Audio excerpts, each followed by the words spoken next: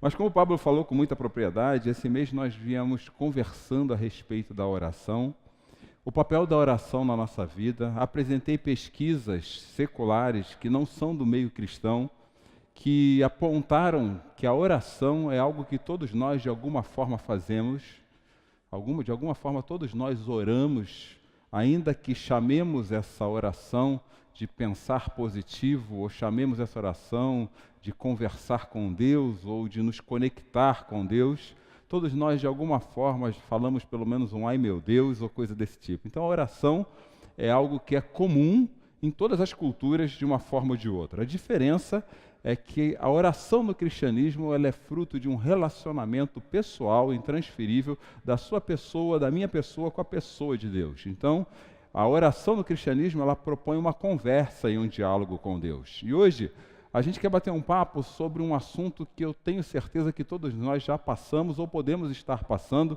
Eu mesmo me vi nesse assunto várias vezes. Eu dei o título dessa palestra com o seguinte: o que fazer quando não sei o que fazer, quando nada que ouço faz sentido. Eu não sei se você já passou pela situação na sua vida em que tudo que todo mundo te fala e te dá de conselho parece não fazer sentido algum. Eu já vivi isso várias vezes. Eu quero uma resposta para algo que há muito tempo me incomoda, eu quero uma resposta para algum fato que esteja acontecendo, mas eu não consigo achar resposta em tudo que me dizem. É exatamente dessa situação que eu estou falando hoje. E a nossa reflexão vai ser em cima de um único versículo bíblico e da vida de um homem que o Pablo acabou de citar, que foi um homem que realmente perdeu o significado de tudo na vida. O nome dele é Jó. Por menos que você tenha entrado em alguma instituição religiosa cristã, por menos que você nunca tenha tido acesso à Bíblia, eu tenho certeza que você já ouviu falar de Jó alguma vez. Inclusive, muitas pessoas se referem a Jó como um homem paciente. E, particularmente, como estudioso da Bíblia há muitos anos, há mais de 15 anos, uma coisa que eu nunca vi em Jó foi paciência. Nunca vi paciência nenhuma em Jó. Pelo contrário, eu vi um homem sofrendo por perdas irreparáveis. E as perdas irreparáveis, elas nos fazem sofrer com profundidade. Elas nos colocam em lugares que nós não gostaríamos de estar. E quando nós precisamos recorrer a alguém ou a Deus orando nesses lugares, a sensação que dá é que ninguém está nos ouvindo. E que tudo aquilo que eu ouço não faz sentido na minha vida. O versículo que eu quero refletir com vocês hoje está no livro de Jó, capítulo 23, versículo 3. Jó 23, 3. Jó faz a seguinte oração: se tão somente eu soubesse onde encontrá-lo, se tão somente eu soubesse onde encontrá-lo e ir à sua habitação. Aqui estão as palavras de um homem que está perdido, claramente. Ele não sabe o seu caminho. Se eu soubesse aonde encontrá-lo e ir à sua habitação. E quantas vezes você já não se sentiu assim? Eu preciso encontrar a Deus, ou eu preciso encontrar alguém ou algo que é mais significativo do que mim mesmo, e eu não faço a mínima ideia de onde seguir. Esse versículo já me ensina duas coisas logo de cara. A primeira é que essa é a oração de um homem que não sabia qual caminho seguir, mas ele sabia exatamente para onde ir. Jó não tinha ideia de como chegar à habitação de Deus. E aqui eu preciso atualizar a nossa cabeça com alguma coisa. Quando Jó, na época em que ele viveu, ele falava habitação de Deus, era um lugar onde Deus estava, que ele precisava chegar lá para conectar-se com Deus. É algo que não acontece conosco hoje em dia. Jesus, quando ele entra na história do cristianismo, marcando-se como Deus encarnado na história, ele quebra o paradigma de que o local que Deus está é um local sagrado ou um local específico. Não existem locais específicos na face da terra onde Deus esteja, a não ser no coração e na vida daqueles homens e mulheres que se renderam a Ele e colocaram Ele acima de todo nome em seu coração. Por isso que o apóstolo Paulo, quando ele cita a vida cristã de discípulos de Cristo, quando ele cita isso, ele fala em 1 Coríntios capítulo 3, versículo 16, aqueles que são discípulos de Cristo e alcançados pelo seu amor, vocês não sabem que são santuários de Deus e que o Espírito de Deus habita em vocês. Antes de Jesus, as pessoas se deslocavam a um lugar onde elas acreditavam que Deus estava. De Jesus em diante, esse lugar não existe mais. E você vai me perguntar, aonde que Jesus está? Jesus está hoje, aqui nesse lugar. Jesus está hoje ao seu lado. E como eu posso saber disso? Porque ele mesmo disse que estaria, a partir do momento que ele ascendeu aos céus, ou subiu aos céus, depois que ressuscitou. E ele disse que estaria conosco todos os dias, até o último dia, até o dia que ele voltasse. E ele fala também que ele enviaria, ou pediria ao Pai que enviasse o Espírito Santo, o Consolador, aquele que nos convenceria das nossas falhas contra Deus, aquele que nos lembraria da vida e da obra de Jesus, e aquele que viveria em nós. E é esse Espírito Santo que Paulo fala, vocês não precisam estar em um lugar específico para que Deus esteja lá. Deus está especificamente no coração dos discípulos. Quando Deus habita o coração de discípulos de Deus, é porque Jesus tomou um significado tão grande na minha vida, tornou um valor maior na minha vida, como eu vi a Márcia falar bastante lá na oração, me tornou um valor tão grande que eu me rendi a Ele. Eu falei, eu quero ser discípulo de Jesus. Ontem, como o Pablo disse, nós tivemos nosso terceiro encontro entre casais. Já estamos planejando o quarto. Aliás, a Cláudia hoje teve uma ideia fantástica lá em casa. E eu falava justamente, logo no começo, eu falei, gente, Deus nos alcançar é uma opção única e exclusiva dele, incondicional. Ele não transfere o alcance dele ao coração das pessoas para ninguém. Mas uma vez que eu me sinto alcançado por Deus e entendo o quanto Jesus me deu de bondade para que eu vivesse com Ele, mesmo não merecendo, eu tenho uma outra opção a fazer com a minha vida, é me tornar discípulo dele. E tornar-se discípulo de Jesus já depende da gente. Tem muita gente que Deus alcança com seu amor e opta por não ser discípulo de Cristo. Porque ser discípulo de Cristo requer da gente atitude, requer da gente resiliência, requer da gente esforço e requer da gente até dor. Porque eu preciso começar a abrir mão de algumas coisas que são complicadas para aqueles que caminham com Deus. E isso dói, porque tem coisa que eu tenho que abrir mão que eu gosto de ser. Mas não é legal para quem caminha com Deus. A vantagem é que nós temos esse Espírito de Deus habitando em nós. O Espírito Santo, que nos possibilita a conversar com Deus por intermédio desse Jesus, através dele. Então, quando Jó, aquilo que para Jó era entender um caminho para chegar a algum lugar, para a gente é entender um caminho para chegar com mais clareza ao nosso coração. E tem hora que a gente conversa com o nosso coração e não tem nenhum sentido as nossas conversas com Deus. Eu não sei se você já se sentiu perdido ou perdida conversando com Deus. Eu já me senti às vezes perdido. Parece que eu falava e as minhas palavras não tinham sentido. E, infelizmente, eu ouço com muita facilidade as pessoas dizerem assim, se você está se sentindo assim, é porque você está distante de Deus.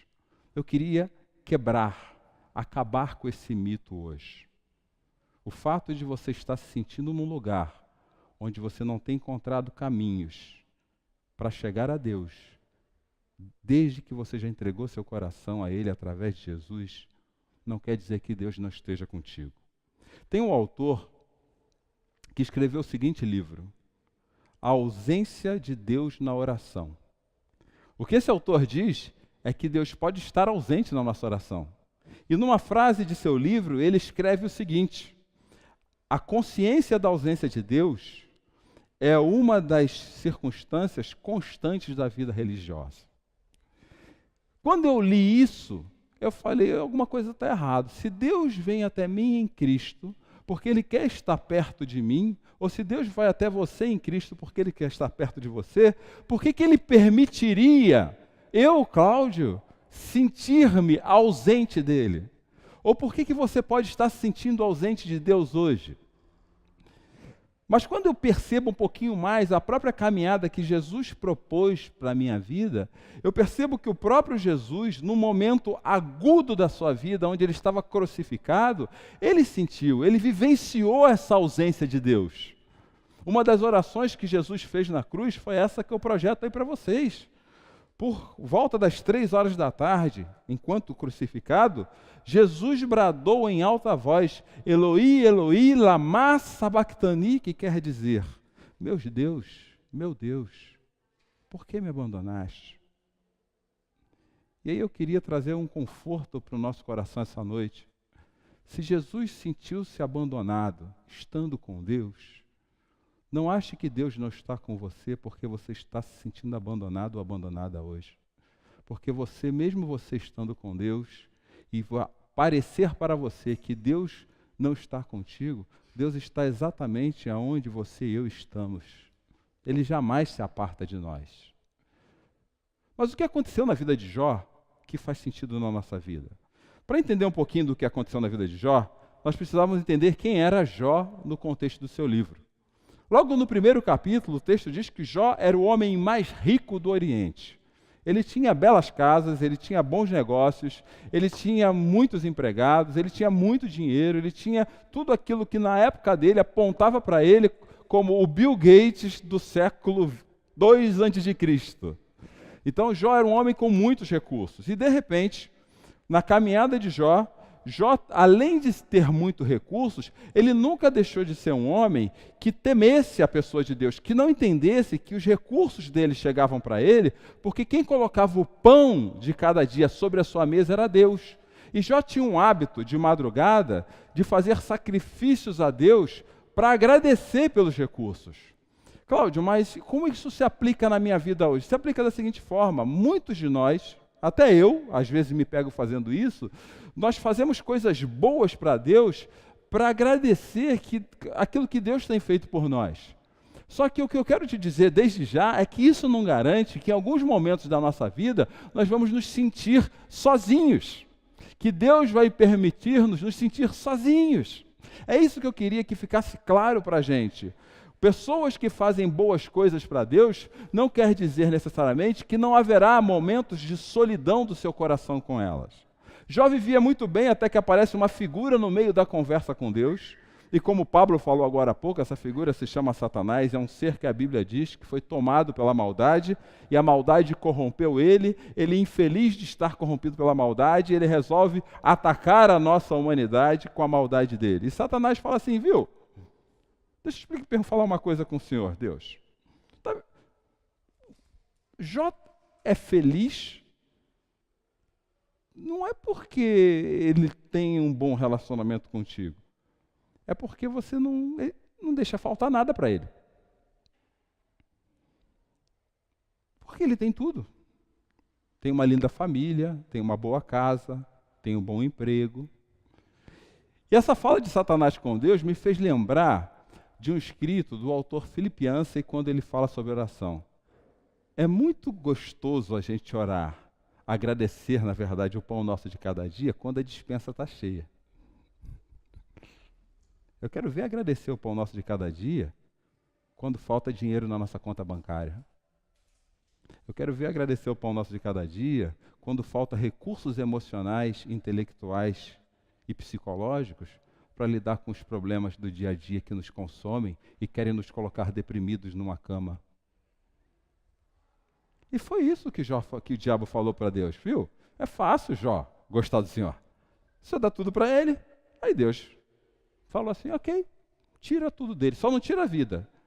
E os capítulos 2 e 3 do livro de Jó, você vai perceber que acontecem desgraças existenciais profundas na vida de Jó. Ele perde a família, perde os filhos, perde o negócio, perde a casa, fica com doenças gravíssimas a ponto de raspar a sua pele com pedaços de telha, e Jó chega num ponto tão profundo de vazio espiritual que no capítulo 3 ele amaldiçoa o próprio dia do seu nascimento. E quantas vezes, quando a gente perde a perspectiva das coisas que nós julgamos boas, nós não chegamos numa situação muito parecida com a de Jó. A gente amaldiçoa o dia do nosso nascimento. Fala, Senhor, para que o Senhor foi fazer isso comigo? Por que foi permitir que isso aconteça comigo? Vocês já pararam para pensar isso? Nós passamos um grande tempo fazendo exatamente isso. Gastamos uma energia tremenda fazendo isso. Quando as situações externas são favoráveis, nós estamos bem. Quando tem picanha na mesa, a gente está bem. Quando as situações externas começam a ficar desfavoráveis, nós começamos a questionar o que Deus está fazendo com a nossa vida. Senhor, eu não mereço que o Senhor faça isso comigo, porque afinal eu sou uma pessoa boa. E nós vamos avaliando a qualidade do nosso relacionamento com Deus por questões exteriores.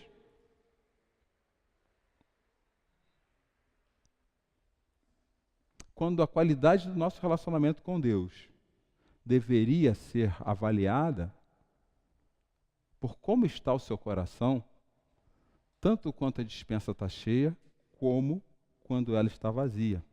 Porque como Jó, nós tornamos ritualísticas as nossas orações. Eu não estou dizendo que ninguém aqui ora. Eu estou perguntando para todos nós essa noite se a nossa oração não é só um rito que a gente faz todo dia, para não dizer que a gente não fez oração hoje. Como Jó, nós avaliamos o sucesso da nossa vida pelo nosso status. Se eu tenho um carrinho, uma casinha, um empreguinho ou alguma coisa, Deus está me abençoando. Era isso que Jó fazia. O que eu estou perguntando para a gente aqui hoje é se, como Jó, avaliamos o medo de perder.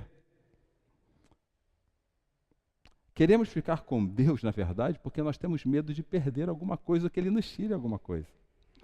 E foi esse realmente o grande questionamento de Satanás. Viu? Na hora que tirar tudo de Jó, você acha que ele vai estar tão feliz assim contigo? E essa é a pergunta que eu queria fazer a nós toda essa noite e conversar um pouquinho a respeito dela. Se Deus tirar tudo de você, você vai se relacionar com Ele com a mesma alegria que você se relaciona hoje? Jó passa a maior parte do seu livro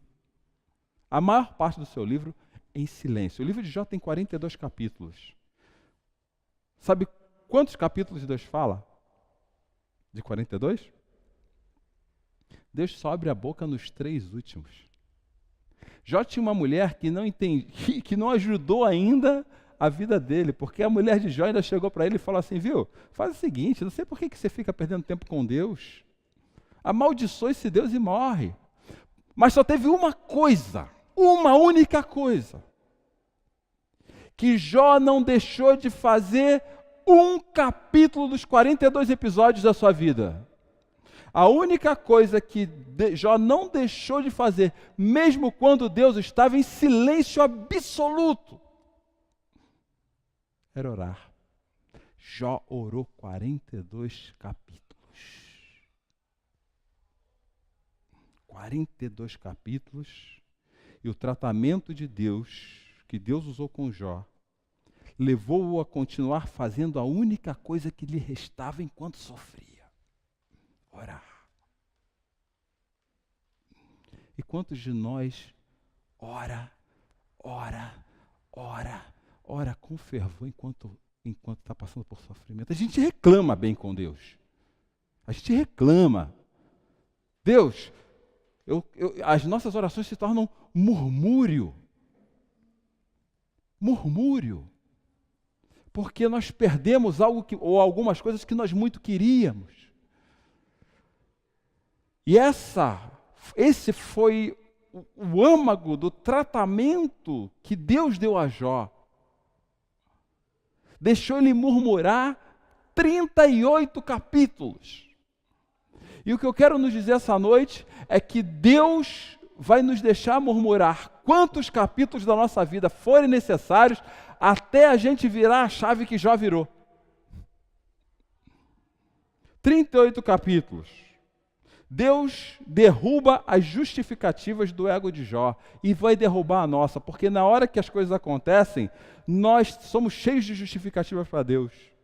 Se eu pegar aqueles que são mais crentes e que acham que as suas boas ações justificam a presença de Deus na sua vida, a gente estaria falando, esse mais crente diria assim, mas Senhor, eu vou à igreja todo domingo, mas Senhor, eu dou meu dízimo, mas Senhor, eu não faço mal a ninguém. Era o que Jó fazia. Senhor, eu sou bonzinho com o Senhor, então o Senhor me mantém aqui na minha zona de conforto.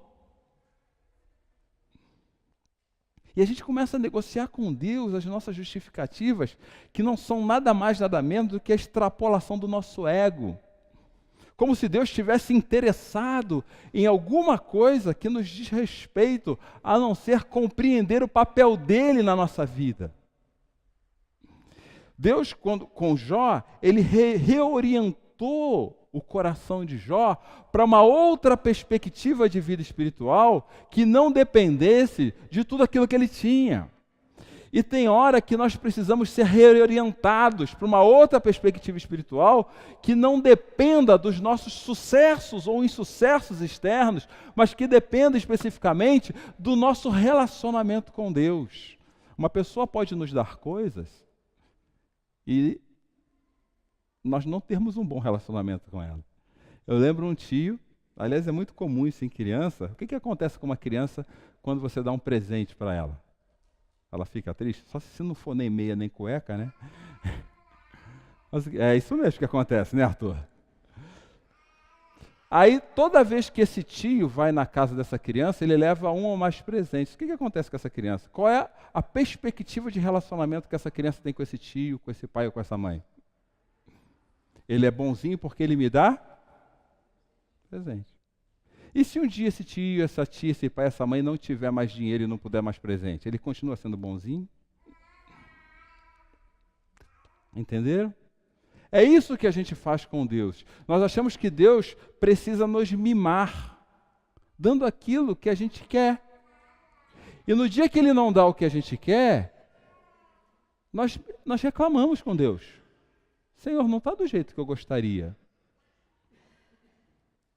E Jó tinha tudo. Ele era extremamente presenteado por Deus. E quando Deus parou de dar aquilo que ele queria, ele começou a fazer o quê? Reclamar. Deus, amaldiçoa o dia que eu nasci. Deus, por que o Senhor fez isso comigo? Deus, por que eu estou aqui vivendo? Deus, Deus, Deus. As orações de Jó, apesar da única coisa que ele não deixou de fazer fosse orar, começaram a viver, a ser verdadeiras reclamações. E aí eu vou fazer aquela fala de Jesus para os homens que estavam à volta da mulher pecadora. Viu? A começar de mim. Nesse assunto, quem não tiver pecado, que atire a primeira pedra. Porque qual de nós não reclamou quando Deus deixou de fazer uma coisa do jeito que a gente queria? Deixa eu fazer uma pergunta pessoal para você. Qual tem sido o assunto mais importante, mais profundo das suas últimas orações? Senhor, meu emprego não está bom. Senhor, meu casamento não está legal. Senhor, minha família não está de um jeito que eu gostaria. Senhor, ainda não veio aquela cura daquela doença que eu tanto quero. Não é isso que fazemos? E nós começamos a reclamar com Deus daquilo que Ele deixou de fazer, ou do que nós queremos fazer. Deus, na verdade, enquanto deixou Jó no silêncio, Ele começou a ajustar a audição espiritual de Jó. E Deus começou a ensinar a Jó que, às vezes, esperar também é caminhar.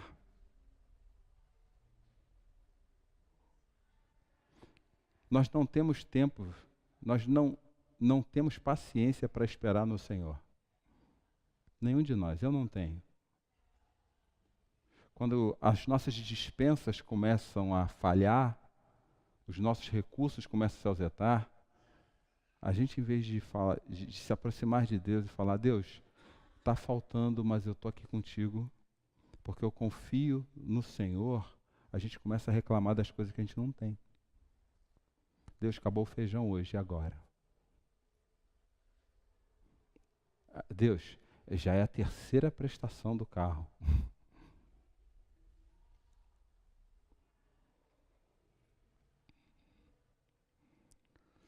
Oração, gente, é relacionamento. E orar nessa situação é um exercício diário, que exige da gente duas coisas: disciplina e resiliência.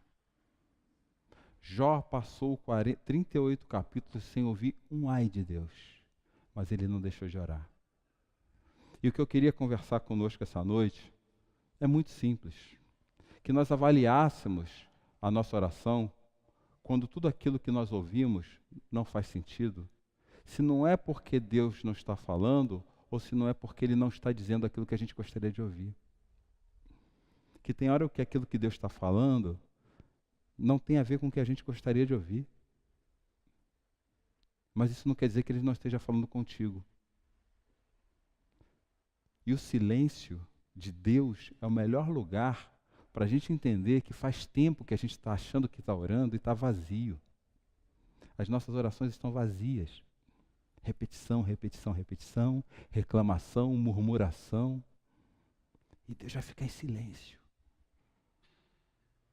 Eu acho que Deus muitas vezes chegou para o Cláudio e falou assim: Cláudio, você vai ficar aí falando o tempo todo. Isso eu já sei de você. Deus nos joga no vazio para podermos mudar a nossa forma de conversar com Ele, como Ele fez com Jó. E aí eu queria trazer 4 lições da vida de Jó para a nossa vida essa noite, rapidamente. Quando nada que ouço faz sentido, primeiro, precisamos discernir a voz de Deus em meio à turbulência do coração. No 38º capítulo do livro de Jó, foi que Deus abriu a boca e falou assim: então o Senhor respondeu a Jó no meio da tempestade, disse ele: quem é que obscurece o meu conselho com palavras sem conhecimento? Prepare-se como simples homem, porque vou fazer perguntas e você me responderá. Repare o que o texto diz: no meio da turbulência que Jó vivia, foi que Deus abriu a boca. E Deus não abriu a boca com as respostas que Jó esperava. Prestar atenção no que Deus falou no texto. Tá bom, Jó, até agora eu estou te ouvindo reclamar. Agora você se prepara, porque eu vou começar a fazer pergunta para você. E isso me levou a pensar assim: caramba, e se Deus começar a fazer pergunta para mim da minha vida? E se Deus hoje falar assim: tá bom, eu tenho ouvido vocês já não sei quantos anos orarem, pedirem coisas, quererem coisas, reclamar de coisa. E se Deus hoje falar assim para vocês: espera aí, agora eu vou perguntar para vocês. E eu confesso, gente, que eu acho que tem hora que Deus pergunta coisas para a gente.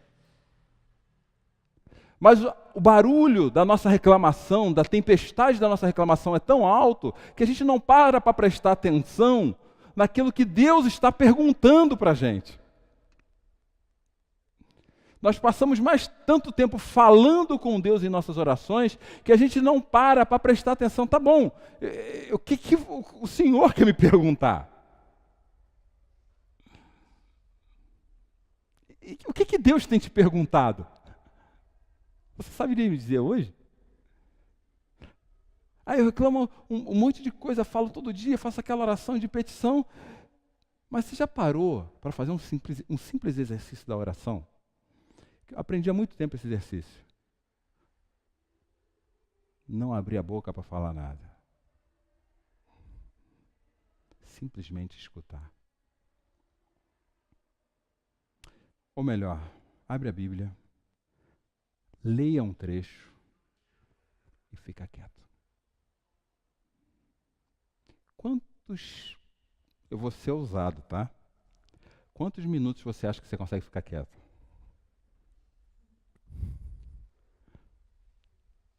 Deus, fala que eu te escuto.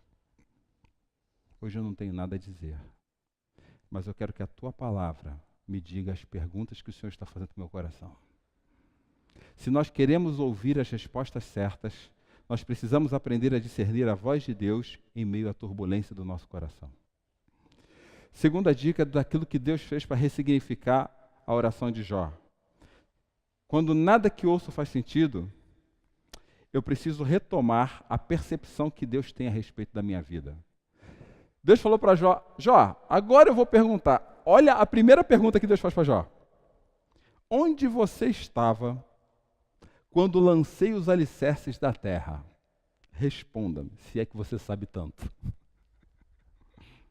Se você sabe tanto a respeito da sua vida, lá quando eu criei tudo, onde que você estava mesmo, Jó?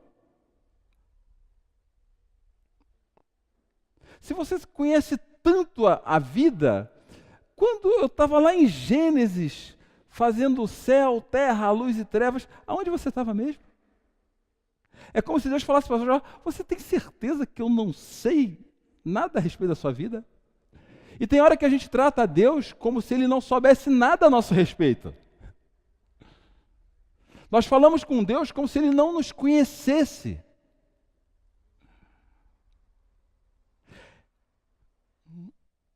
O Salmo 139 diz que Deus não tem lugar onde a gente se esconda com Deus. Por isso que eu falo que às vezes nós oramos com ego muito elevado. Talvez para que a gente sintonize com Deus, nós precisemos mudar nossa percepção. Quem já matou formiga com lente de aumento aí? Pode falar, Deus não vai, Deus perdoa, vai. Nunca brincaram disso quando era criança? A formiga vinha, pegava a lente, já viu isso? O que a formiga estava vendo? A lente correndo, o fogo correndo atrás dela, né? E o que você via? E eu acho que tem hora que Deus faz como a formiga atrás da lente de contato conosco. Nós somos a formiga. E a gente esquece disso. Nós vivemos numa cultura em que as pessoas inflam, a necessidade de inflar o nosso ego é tão grande, a da nossa imagem é tão grande, já visto o que a gente vê nas redes sociais, que a aceitação é tão grande que a gente acha que nós sabemos tudo a nosso respeito. E tratamos Deus como se a gente não soubesse nada a nosso respeito. Nós temos uma visão pequena da vida diante da visão que Deus tem ao nosso respeito. E se nós não migrarmos o nosso coração para o lugar certo da oração, nós vamos continuar orando a Deus, buscando respostas para perguntas que Deus nunca nos fez.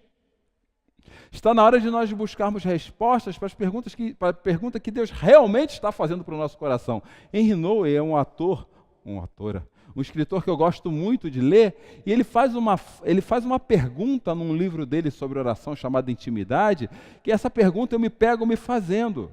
Ele fala assim, viu, se você quer respostas espirituais de Deus, aprenda a fazer perguntas espirituais. E as melhores perguntas a respeito da nossa vida é aonde a minha vida se encaixa na perspectiva que Deus lá do alto tem a respeito dela. E nós precisamos parar de reclamar da vida a respeito da perspectiva que eu tenho. E aí isso nos leva para a terceira lição de Jó, quando nada que ouço faz sentido. Eu preciso tirar Deus do banco dos réus a respeito de tudo que dá errado na minha vida. A gente coloca Deus no banco dos réus com uma facilidade tremenda.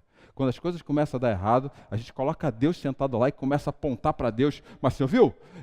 Não é justo o Senhor fazer isso comigo. Não é justo eu passar isso hoje. Não é justo eu estar vivendo isso. Não é justo. E a gente começa a acusar Deus daquilo que Ele fez ou Ele deixou de fazer, como se Ele estivesse sentado no banco dos réus e nós fôssemos os maiores compreendedores da nossa vida e juízes eficazes a respeito da nossa história. O Senhor vira para Jó e diz, aquele que contende com o Todo-Poderoso poderá repreendê-lo? Será que você tem condições de fazer um negócio desse? De me colocar no banco dos réus? E dizer aquilo que eu deveria ou não fazer a respeito da sua vida? Você tem condições de fazer isso? Você se acha com condições de fazer isso? É essa afirmação que Deus faz para Jó. É essa afirmação que Deus também nos faz hoje. Você realmente... Gente, vamos ser sinceros com o nosso coração. Nós temos motivos, todos nós aqui essa noite. De boa. De boa mesmo. Deixa eu até baixar um pouco o tom da voz. Você tem motivo para colocar na sua oração tudo aquilo que você reclama todo dia para Deus? Realmente tem. Dá uma olhadinha na sua história.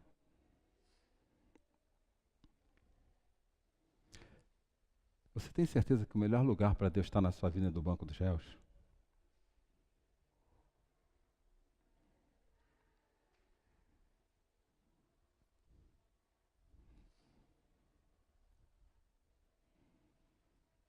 Em quarto e último lugar,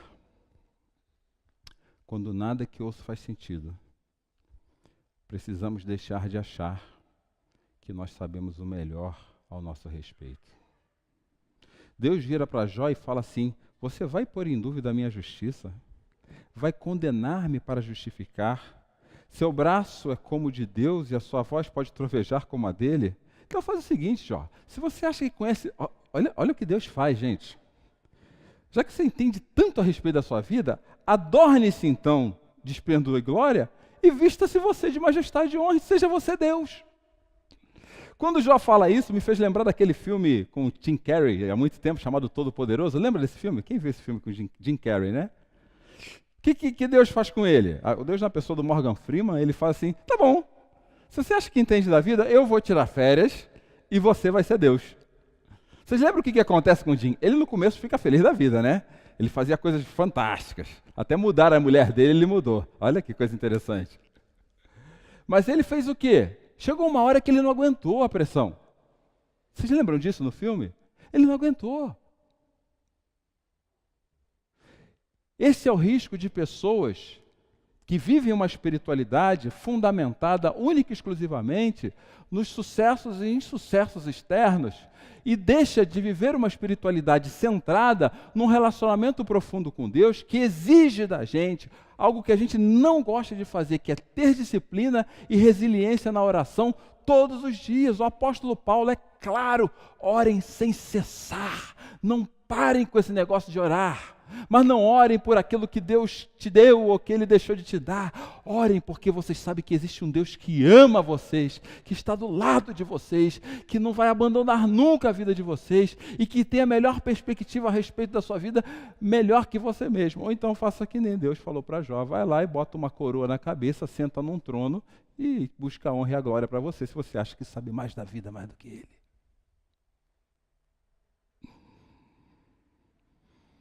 Diante de tudo isso, restou a Jó abrir a boca para dizer o seguinte: Senhor, olhando a vida dessa forma, sei que podes fazer todas as coisas e que nenhum dos seus planos pode ser frustrado. Tu perguntaste: quem é que obscurece o meu conselho sem conhecimento? Certo é de que falei de coisas que eu não entendia, coisas tão maravilhosas que eu não poderia saber. Jó parou e refletiu e falou: não tem motivo nenhum para reclamar da vida.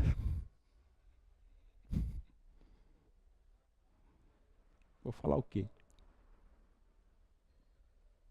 Nenhum dos seus planos pode ser frustrado. E aí, meus amigos, eu tenho que falar que eu bati nessa última afirmação desse texto. E eu, Cláudio, não sei quanto a vocês, mas eu, Cláudio, particularmente, acabei chegando à conclusão que na maior parte das minhas orações, eu acabei falando de coisas que eu não entendia. Reclamei com Deus a respeito de coisas que eu não entendia. Aliás, eu falei com Deus a respeito de coisas que Ele nem merecia ouvir da minha boca, considerando tudo que Ele já fez por mim até aqui. Eu cheguei à conclusão que eu deveria confiar mais no que Ele está fazendo comigo do que aquilo que eu possa fazer comigo mesmo a respeito de mim mesmo. Eu cheguei à conclusão que a minha oração precisa ser mais uma oração de quem confia do que de quem quer alguma coisa. Que a minha oração é muito mais oração, tem que ser mais uma oração da certeza de um Deus que não se aparta, mesmo na hora que eu sou infiel à pessoa dele, e ele continua sendo fiel incondicionalmente à minha vida. Eu cheguei à conclusão que eu preciso começar a orar: Senhor, me ensina a viver mais próximo do Senhor e entender o que o Senhor tem para a minha vida, e parar de pedir coisa, e parar de falar para Deus que eu deixei de ter coisa. Um pouquinho mais adiante, Jó toma consciência disso e fala: tu disseste, agora escute, eu falarei. Vou fazer-lhe perguntas e você responderá. E Jó diz: meus ouvidos já tinham ouvido a teu respeito, mas agora os meus olhos te viram. Por isso menosprezo a mim mesmo e arrependo-me no pó e na cinza. O que Jó fala: quando eu tinha tudo, eu achava que eu te conhecia porque eu tinha coisas. Quando o Senhor me colocou no vazio, foi a hora que eu comecei a te conhecer, porque eu comecei a entender quem o Senhor é, mesmo na hora que eu não tenha nada. Então, quando Deus nos coloca no vazio, gente, é a hora que Ele tira todos os ruídos da nossa vida. Todos. Onde só resta nós e Ele. É o lugar onde nós não temos mais recursos e nem justificativas para justificar a nossa vida. Quando Deus nos coloca no vazio, é o lugar onde só resta nós e Ele. E aí, ou eu entendo quem Ele é, o quão soberano e poderoso Ele é, ou eu vou ficar me achando a pessoa menos abençoada da face da terra. Vocês já viram isso? Pessoas que Deus conquistou o coração na cruz de Jesus e só reclamam da vida. Fora aquele grupo de pessoas que eu chamo que eles têm uma eu estou inventando isso, tá? Eles têm uma espiritualidade depressiva, já viu isso? É uma depressão espiritual. Você já viu gente assim? Esse é o tipo de gente que você passa do lado dela. Não estou dizendo que você não possa ter dias ruins, não é isso não, tá? Não me interpretem mal. Mas é o tipo de gente que o status dela de vida espiritual é assim. Pois é, né? Se Deus quiser, as coisas vão acontecendo, né? Ah, se Deus permitir, o dia vai estar bom, né? Mas se Ele não permitir, também não vai estar. Ah, pois é, né? Essa melancolia não pode estar presente no coração de homens e mulheres que foram alcançados pelo amor de Jesus. O próprio apóstolo Paulo fala, gente, que o Espírito que Deus coloca em você, que coloca em nós, discípulos de Cristo, não é mais o da escravidão que nos aprisiona, mas é o Espírito que nos possibilita chamar Deus de Pai. E o Pai está aqui essa noite. E o Pai estará com você quando você se passar por aquela porta. E o Pai estará com você na segunda-feira. E o Pai estará com você na terça-feira. E o Pai estará com você de hoje até a eternidade. Então não cabe nos nossos corações essa melancolia depressiva, crônica espiritual que a gente adota quando nós queremos negociar com Deus os presentes que Ele poderia nos dar e não nos deu, fazendo a cara daquele gatinho do Gato de Botas lá do Shrek. Para com isso. E o gatinho era bravo, porque se você não desse para ele o que ele queria, o que ele fazia? Sacava a espada. E tem hora que a gente é o gatinho do Shrek, gente. Para com isso. Para de avaliar a Deus e fazer das suas orações momentos de murmuração. Porque a principal finalidade da oração, diz o autor Philip Yancey, não é tornar a vida mais fácil e nem te dar poderes mágicos. Mas a principal finalidade da oração é conhecer a Deus melhor. E nenhum lugar é melhor para conhecer a Deus do que no vazio que Ele às vezes nos coloca. Então eu quero te convidar essa noite a pegar o vazio que Deus te coloca